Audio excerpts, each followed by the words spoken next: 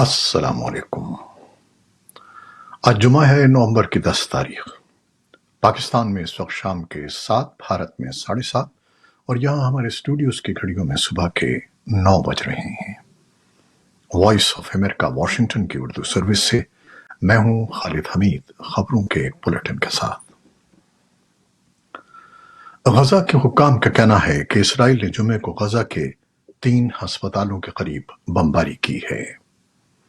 Hamas کے زیر انتظام غزہ کی وزارت صحت کا کہنا ہے کہ اسرائیل کے حملے میں 13 افراد موت کا شکار ہو گئے اور اسرائیل نے جمعے کو چند گھنٹوں کے دوران مختلف ہسپتالوں کو نشانہ بنایا۔ رپورٹ کے مطابق اسرائیل کے حملوں کی زد میں آنے والے ہسپتالوں میں غزہ کا سب سے بڑا ہسپتال الشفا بھی شامل ہے۔ اسرائیل کا دعویٰ ہے کہ اس ہسپتال کے نیچے حماس کا خفیہ کمانڈ سینٹر اور سرنگیں ہیں، جبکہ حماس ان الزامات کی تردید کرتی ہے۔ فلسطینی وزارت صحت کا کہنا ہے کہ غزہ میں ہلاک ہونے والے فلسطینیوں کی تعداد 10,818 ہو گئی ہے، جس میں 4,000 سے زیادہ بچے اور 2,000 سے زیادہ خواتین شامل ہیں، جبکہ مزید 2,650 افراد لاپتہ ہو گئے ہیں۔ وائٹ ہاؤس نے کہا ہے کہ اسرائیل جمعرات سے شمالی غزہ کے علاقوں میں حماس کے خلاف اپنی فوجی کارروائی میں روزانہ 4 گھنٹے کے وقفے پر عمل شروع کر رہا ہے۔ امریکی محکمہ خارجہ نے کہا کہ شمالی غزہ سے نکلنے کے لیے 2 راہداریاں ہوں گی اور یہ بہت اہم ہے کہ امداد کو ان علاقوں تک پہنچایا جائے جہاں لوگ نقل مکانی کر رہے ہیں۔ محکمہ خارجہ کے نائب ترجمان ویدانت پٹیل نے صحافیوں کو بتایا کہ جمعرات کو غزہ اور مصر کے درمیان سرحدی چوکی رفح کراسنگ امدادی ٹرکوں کے لیے اور غیر ملکی شہریوں کے نکلنے کے لیے کھلی تھی۔ اقوام متحدہ کے انسانی حقوق کے ہائی کمشنر وولکر ترک نے کہا کہ اسرائیل کے زیر کنٹرول مغربی کنارے میں فلسطینیوں کے تحفظ کے لیے فوری اقدامات ہونے چاہئیں۔ اسرائیلی وزیر دفاع بینی گینٹس نے جمعرات کو لبنان کی سرحد کے قریب واقع اسرائیلی شہر شلومی کا دورہ کیا، جس دوران دھماکوں کی آوازیں سنی گئیں۔ گینٹس نے ایک میڈیا بریفنگ میں کہا کہ اسرائیل اپنے شہریوں کے دفاع کے لیے لبنانی سرحد کے دونوں جانب لڑنے کے لیے تیار ہے۔ انہوں نے کہا کہ ایران کی حمایت یافتہ عسکریت پسند گروپ حزب اللہ اور لبنان کی ریاست کو حزب اللہ کے رہنما سید حسن نصر اللہ کی غلطیوں کا خمیازہ بھگتنا پڑے گا۔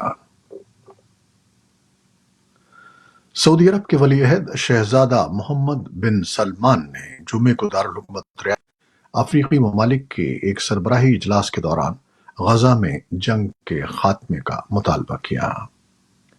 ولی عہد شہزادہ محمد بن سلمان نے افریقی رہنماؤں کو مخاطب کرتے ہوئے کہا کہ ہم غزہ کی پٹی کو فوجی حملے، شہریوں کو نشانہ بنانے، اسرائیلی قابض حکام کی جانب سے بین الاقوامی قوانین کی خلاف ورزیوں کی مذمت کرتے ہیں اور اس جنگ اور فلسطینیوں کی جبری بے گھری کو روکنے کی ضرورت پر زور دیتے ہیں۔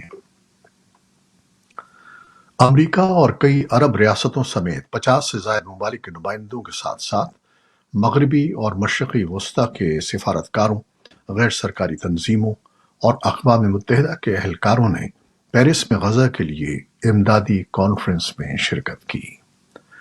فرانس کے صدر ایمانوئل میکرون نے افتتاحی ریمارکس میں اس بات پر زور دیا کہ تمام زندگیوں کی اہمیت یکساں ہے۔ فرانسیسی صدر کے دفتر نے کہا کہ اسرائیلی حکام کو اس کانفرنس میں مدعو نہیں کیا گیا، لیکن انہیں اس کے بارے میں پیشگی اطلاع دی گئی تھی۔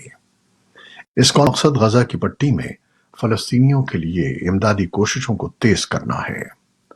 کانفرنس میں یورپی ممالک نے غزہ کے لوگوں کے لیے مالی امداد کا وعدہ بھی کیا۔ بھارت اور امریکہ کے وزرائے خارجہ ایس جے شنکر اور اینٹنی بلنکن اور وزرائے دفاع راجناتھ سنگھ اور لائیڈ آسٹن کے درمیان جمعے کو نئی دہلی میں 2+2 مذاکرات ہوئے۔ مذاکرات کے دوران عالمی اسٹریٹجک شراکت داری، دفاعی تعاون، نئی ٹیکنالوجیز، عوام سے عوام کے درمیان رابطے اور انڈو پیسیفک خطے میں मामलात जैसे उमूर ज़ेर बहस आए। दोनों मुल्कों के दरमियान ये 5वीं 2+2 मुज़ाकरात थे। मीडिया रिपोर्ट्स के मुताबिक मुज़ाकरात के दौरान यूक्रेन जंग और हमास इसराइल तनाज़े पर भी गुफ्तगू हुई, ताहम उसकी तफसीलात अभी सामने नहीं आई हैं। मुज़ाकरात के बाद सेक्रेटरी खारजा विनय मोहन को कोतरा ने प्रेस कॉन्फ्रेंस में कहा कि भारत ने अमेरिका को कनाडा में खालिस्तान हामी अनासिर की मुबैना बढ़ती सरगर्मियों पर अपनी तशवीश से बाखबर किया। कनाडा में इसराइल और हमास की लड़ाई के पस मंजर में जुमेरात को मॉन्ट्रियल में 2 यहूदी स्कूलों पर फायरिंग की गई, ताहम कोई जानी नुकसान नहीं हुआ। कनाडा के वजीर आज़म जस्टिन ट्रूडो ने बुध को इसी शहर की एक यूनिवर्सिटी में तलबा के दरमियान झड़पों की मजम्मत की और कहा कि वो जानते हैं कि इस वक्त लोग जज्बाती हो रहे हैं, खौफजदा हैं, लेकिन एक दूसरे पर हमला करना कैनेडियंस की रिवायत नहीं है। टोरंटो में पुलिस ने बताया कि 7 अक्टूबर को हमास के इब्तिदाई हमले के बाद 3 हफ्तों में यहूदियों और मुसलमानों के खिलाफ नफरत पर मबनी जराइम की तादाद सन 2022 के मुकाबले में दुगनी से ज्यादा हो गई है। बरतानिया की वजारत दिफा ने जुमे को बताया कि यूक्रेन के शहर ओडिशा में प्यूडिनी बंदरगाह पर लाइबेरिया के परचम वाले कार्गो जहाज को रूसी एंटी रडार मिसाइल के साथ निशाना बनाया गया, जिससे बंदरगाह के एक पायलट के अलावा अमले के 3 अरकान और बंदरगाह का एक शहरी कारकुन जख्मी हो गया। यूक्रेनी हुक्काम के मुताबिक ये मालबरदार जहाज लोहे के बुरादे को लोड कर रहा था, जो रूस के इत्तेहादी चीन को भेजा जा रहा था। दरियासना यूक्रेन के सदर व्लादिमीर ज़ेलेंस्की ने अपने खिताब में कहा है कि गजा से अब तक 89 यूक्रेनी शहरियों को निकाला जा चुका है। सदर ने कहा कि उन्होंने इंडोनेशिया के सदर के साथ बातचीत के दौरान मशरिक़ वस्ता के तनाज़ात पर बातचीत की। रूस के सदर व्लादिमीर पुतिन ने यूक्रेन की सरहद के करीब रोस्तोव-ऑन-डॉन में एक अहम फौजी हेडक्वार्टर का गैर एलानिया दौरा किया।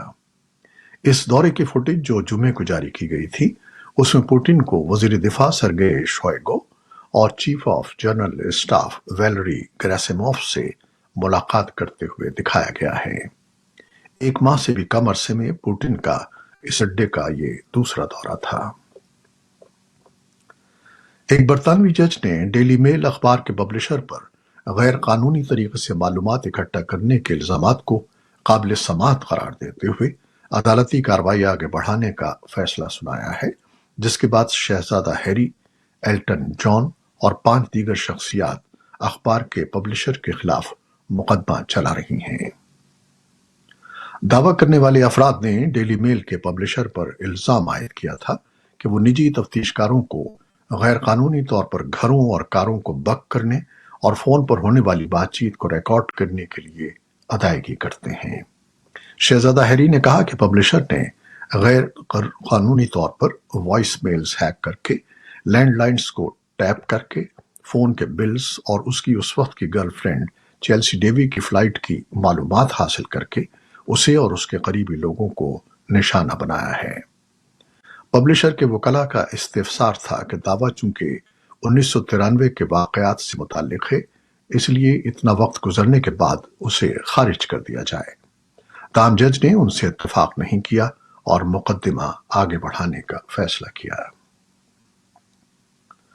चीन ने जुमे के रोज अपने सबसे बड़े सरकारी बैंक के साबिक सदर को रिश्वत सितानी के जुर्म में उम्र कैद की सजा सुनाई है। सरकारी मीडिया ने रिपोर्ट में बताया कि यह मुल्क के मालियाती शोबे में बदउनवानी के खिलाफ मुहिम का एक हिस्सा है। सरकारी नशरियाती इदारे CCTV ने रिपोर्ट की तफसीलात में बताया कि मशरकी शेंडोंग सूबे की एक अदालत ने चाइना स्टेट बैंक के साबिक सरबराह सन डिशॉन को 16 सालों के दौरान $13 करोड़ मालियत की जायदाद गैर कानूनी तौर पर हासिल करने के जुर्म में सजा का फैसला सुनाया। जज ने सन को एक मुख्तसर मोहलत देते हुए मौत की सजा सुनाई, जो आमतौर पर 2 साल के बाद उम्र कैद में तब्दील हो जाती है। ये थी वो खबरें जो फेसबुक लाइव पर हमने आपके लिए पेश की। हमारी वेबसाइट, यूट्यूब और पॉडकास्ट पर यह बुलेटिन आपके लिए पोस्ट कर दिया जाता है। आप हमारे बुलेटिन को शेयर करते हैं اور اپنے کمنٹس میں اپنی بہت ہی محبتوں کا اظہار کرتے ہیں، جس کے لیے ہم آپ کے بے انتہا شکر گزار ہیں۔ اپنی ان کاوشوں کو جاری رکھیے گا۔ نیوز پروڈیوسر سید اسفر امام اور نیوز ایڈیٹر ندیم یعقوب کے ساتھ خالد حمید کو اب اجازت دیجیے گا۔ اللہ حافظ۔